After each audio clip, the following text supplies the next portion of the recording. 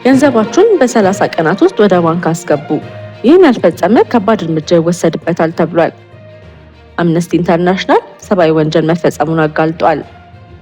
ወደ ዝርዝር መረጃዎቻችን እናልፋለን። ሰላም የተከበራችሁ የሀበሻ ጎልድ ዜና ዩቲዩብ ቤተሰቦቻችን፣ በዛሬው ስርጭታችን ውስጥ ትኩረትን የሚስቡ ክስተቶችን፣ የፖለቲካ፣ የኢኮኖሚ፣ የማህበራዊና ሌሎች ወቅታዊ ጉዳዮችን በዝርዝር ልናቀርብላችሁ ተዘጋጅተናል። እስከ ቪዲዮ መጨረሻ ድረስ ከኛ ጋር አብራችሁ እንድትቆዩ በታላቅ አክብሮት እንጋብዛችኋለን።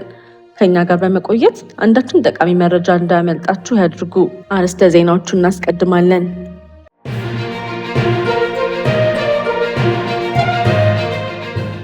እስከ መጪው ሐምሌ 23 ድረስ ማንኛውም ጥሬ ብር ወደ ባንክ ማስገባት አለባችሁ።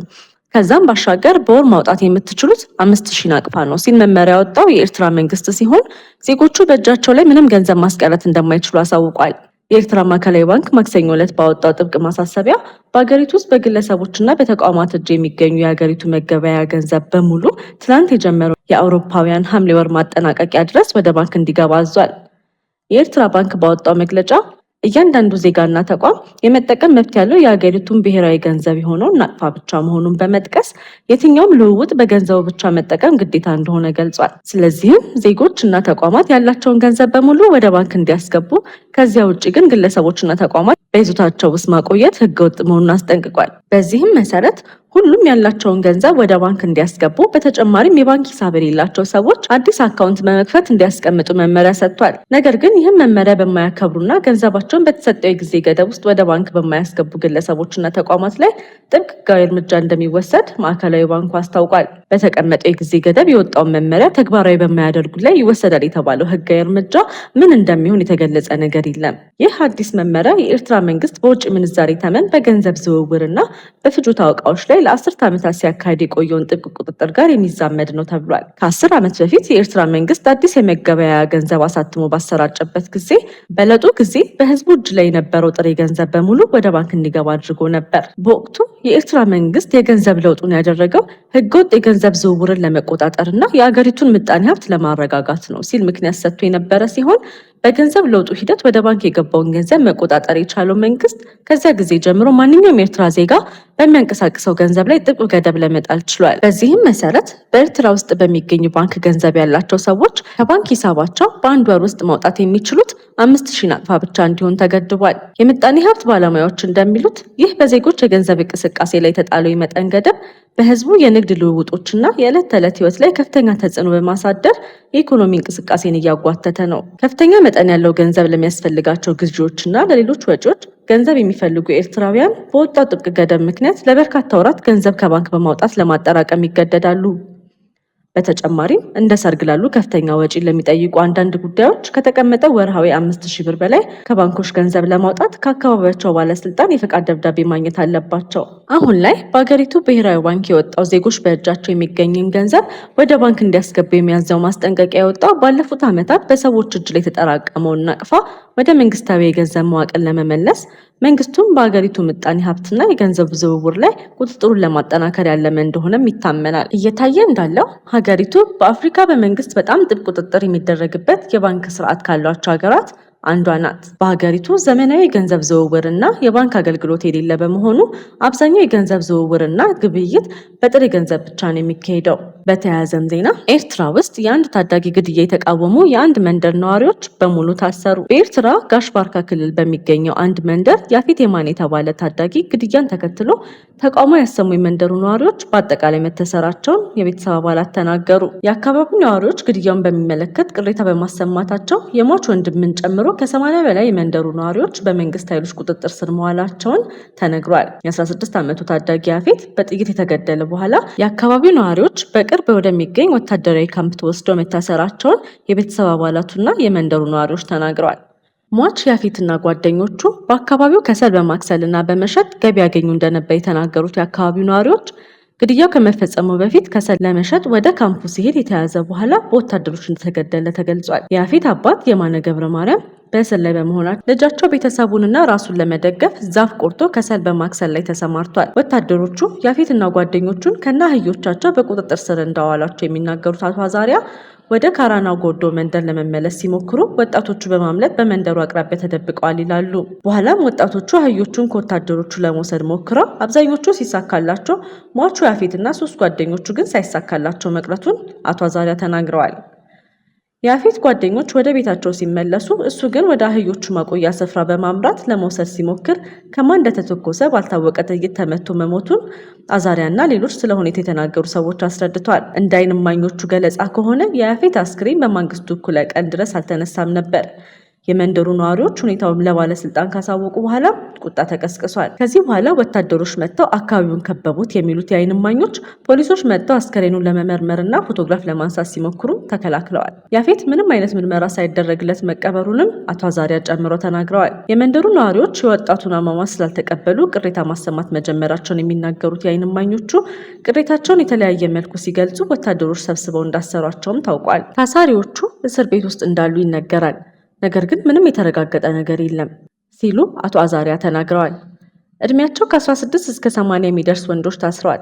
ከመካከላቸው የተለያየ የጤና ችግር ያለባቸው እንዳሉ ይታወቃል። የሟች ታላቅ ወንድም ሄኖክ የማነ የአእምሮ ጤና መታወክ እንዳለበት እየታወቀ ተወስዶ ታስሯል ብለዋል።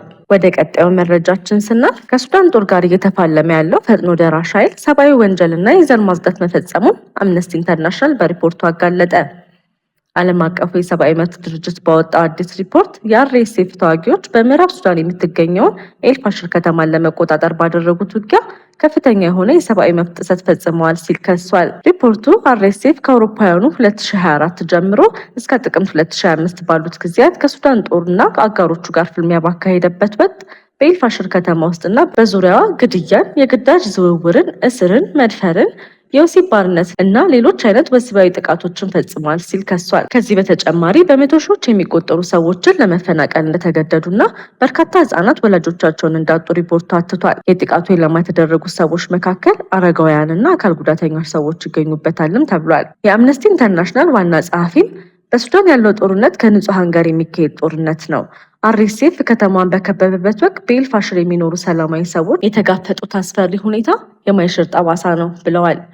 ጨምሮም እንደገለጹት ህጻናት ሆን ተብለው የጥቃት ኢላማ ከመሆናቸውና ክፉኛ ከመሰቃየታቸው ባሻገር ተገድለዋል፣ ተጎድተዋል፣ ተጠልፈዋል፣ ለውትድርና ተመልምለዋልም ብለዋል። አርኤስኤፍ ከዚህ ቀደም የተወሰኑ የሰብአዊ መብት ጥሰቶችን ያመነ ሲሆን የተፈጸመ የተባለውን የጥሰት መጠን ግን ተጋኗል ብሏል። ሱዳን በስልጣን ሽኩቻ ምክንያት ተቀስቅሶ በአገሪቱ ጦርና በፈጥኖ ደራሽ ኃይሉ መካከል ላለፉት 3 ዓመታት እየተካሄደ ባለው ጦርነት ከመላው ዓለም ግንኙነቷ ተቋርጧል። በጦርነቱ በመቶ ሺዎች የሚቆጠሩ ሰዎች የተገደሉ ሲሆን ከ14 ሚሊዮን በላይ ሰዎች በመፈናቀል ተጎድተዋል። በህፃናትና በሴቶች እንዲሁም ወንዶች ላይ መጠነ ሰፊ የወሲብ ጥቃት የጦር መሳሪያን ያክል ጥቅም ላይ እየዋለ እንዳለ የተባበሩት መንግስታት ገልጿል። በእነዚህ ወንጀሎች ተፋላሚዎቹ አርኤስኤፍ እና የሱዳን ጦር ኃይል ይከሰሳሉ።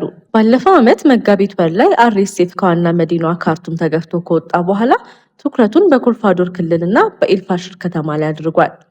አምነስቲ ኢንተርናሽናል ለሪፖርቱ ከጥቃት የተረፉና ጥቃት ሲፈጸም የተመለከቱ 208 ሰዎችን ጨምሮ ለ247 ሰዎች ቃለ መጠይቅ አድርጓል። ተቋሙ የሰበሰበው መረጃ እንደሚያመለክተው አብዛኞቹ ሰለባዎች ኢላማ የተደረጉትና የተገደሉት በብሔር ማንነታቸው ነው። በሱዳን የሚኖሩና አረብ ያልሆኑ ዛጋዋ ብሔር እንደሆነ ሪፖርቱ ጠቅሷል። እነዚህ ወንጀሎች አሁንም በተቆጣጠራቸው አካባቢዎች መቀጠላቸውን የገለጸው አምነስቲ የተፈናቀሉ ሰዎች እንዳይመለሱ በመከልከል በኤልፋሽር አካባቢ የሚገኙ ዛጓዋ ብሔር ላይ የዘር ጭፍጨፋ መፈጸማቸውን ገልጿል። ቃለ መጠይቅ የተደረገለት የኤልፋሽር ደቡባዊ ክልል 35 ኪሎ ሜትር በምትርቀዋ አቡዘርጋ ከተማ ነዋሪ የሆነ የ17 ዓመት የዛጓዋ ብሔር ታዳጊ የደረሰበትን ጥቃት ሲገልጽ አስረው እግሬን እንዳይሆን አድርገው ደበደቡኝ ብሏል። ታዳጊው አሁን ላይ በክራንች በመታገዝ ነው የሚራመደው። እድሜያቸው ከ11 እስከ 17 የሚሆን 4 ወንድ ልጆችን ጨምሮ 8 አክስትና አጎት ልጆቹንም በተመሳሳይ ጥቃት ተገድለዋል። ከዚህ በተጨማሪ አምነስቲ ከግንቦት 2024 እስከ ጥቅምት 2025 ባሉት ጊዜያት ኤልፋሽርን ከበባ ውስጥ በማስገባት ምግብና ሰብአዊ እርዳታ ወደ ከተማ እንዳይገባ በማድረጉ ፈጥኖ ደራሽ ኃይሉን ከሷል። በሰሜን ዳርፉር ግዛት መዲና ጥቅምት 2025 የመጨረሻ ጥቃት ከመፈጸሙ በፊት ሴቶች በቦምብ ጥቃት የተፈጸመበት ሆስፒታል ውስጥ እንዲወልዱ የተገደዱ ሲሆን በርካቶች ጨቅላ ልጆቻቸውን መመገብ አልቻሉ። የሰብአዊ መብት ተሟጋቹ ጥቃቱ በደረሰበት ወቅት ለአቅመ ሔዋን ያልደረሱ ተጎጂዎችን አነጋግሯል። የ13 ዓመቷ የዛጋዋ ብሔር ታዳጊ ለመጀመሪያ ጊዜ ስትደፈር 3 ሰዎች ነበሩ፣ አይኔን ሸፍነውኝ ነበር ስትል ለአምነስቲ ተናግራለች። የምርመራ ሪፖርቱ አርኤስኤፍ አረብ የሆኑትን እንዲሁም ያልሆኑትን በርካታ ወንድ ታዳጊዎችን ለውትድርና በግዳጅ መመልመሉን ገልጿል። አምነስቲ ከፍተኛ በሆነ የዓለም አቀፍ ሕግ ጥሰት የአርኤስኤፍ የጦር አዛዦችን ተጠያቂ አድርጓል። በተሟጋቹ የተሰበሰቡ ቪዲዮዎች በስፋት የቡድኑ ኮማንደር የሲቪል ልብስ የለበሱ ሰዎችን ሲረሽኑ አሳይቷል። በተጨማሪም መሪው ምላሽ እንዲሰጡ የጠየቀ ቢሆንም ሪፖርቱ እስከወጣበት ጊዜ ድረስ ምላሽ እንዳላገኘ ገልጿል። በሱዳን አስቸኳይ ተኩስ አቁም እንዲደረግ ጥሪ ያቀረበው አምነስቲ ዓለም አቀፉ ማህበረሰብ ጠንካራ እርምጃ እንዲወስድም አሳስቧል። ጨምሮም በሱዳን ለሚገኙ ተፋላሚ ወገኖች የጦር መሳሪያና ተተኳሾችን በማቅረብ የሚደግፉ ሀገራትም በአስቸኳይ እንዲያቆሙ ጥሪ አቅርቧል። ሪፖርቱ በኤልፋሽር የተፈጸመው ጥቃት ባለፈው ዓመት የመጀመሪያ ላይ የተባበሩት መንግስታት እንዳለው ለዘር ማጥፋት የተቃረበ እንደሆነም አክሏል። የተባበሩት መንግስታት ድርጅት በሪፖርቱ በኤልፋሽር በ3 ቀናት ውስጥ የተፈጸመው ጥቃት ከ6000 በላይ ሰዎች መገደላቸውንም ጨምሮ አሳውቋል። ለዛሬ ያዘጋጀናቸው ትኩስ አስፈላጊና ሰበር መረጃዎች እስከዚህ ድረስ ነበሩ። ጊዜያችሁን ሰጥታችሁ ከኛ ጋር ስለነበራችሁ ከልብ እናመሰግናለን። ሁልጊዜ ፈጣን፣ ትክክለኛ፣ የተረጋገጠና ሚዛናዊ ዜና እንዲደርሳችሁ በየቀኑ በትጋት እየሰራ እንገኛለን። በኢትዮጵያና በዓለም ዙሪያ የሚከሰቱ ወቅታዊ ክስተቶች፣ የፖለቲካ፣ የኢኮኖሚ፣ የማህበራዊና ሌሎች ወቅታዊ ጉዳዮችን በፍጥነትና በአስተማማኝ ሁኔታ ለእናንተ ለማድረስ ቁርጠኞች ነን። ከኛ ጋር ገና ካልተቀላቀላችሁ የሀበሻ ጎድ ዜና ዩቲዩብ ቻናልን ሰብስክራይብ በማድረግ የቤተሰባችን አካል ይሁኑ።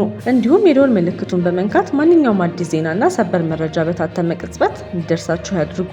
ቪዲዮን ላይክ በማድረግ አስተያየታችሁን በመጻፍና ለወዳጆቻችሁ በማጋራት የምታደርጉልን ድጋፍ ለእኛ ትልቅ ብርታት ነው። ስለምትከታተሉና ስለምትተማመኑብን ከልብ እናመሰግናለን።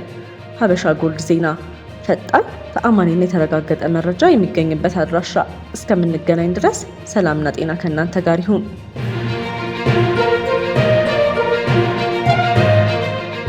መረጃ የሚገኝበት አድራሻ። እስከምንገናኝ ድረስ ሰላምና ጤና ከእናንተ ጋር ይሁን።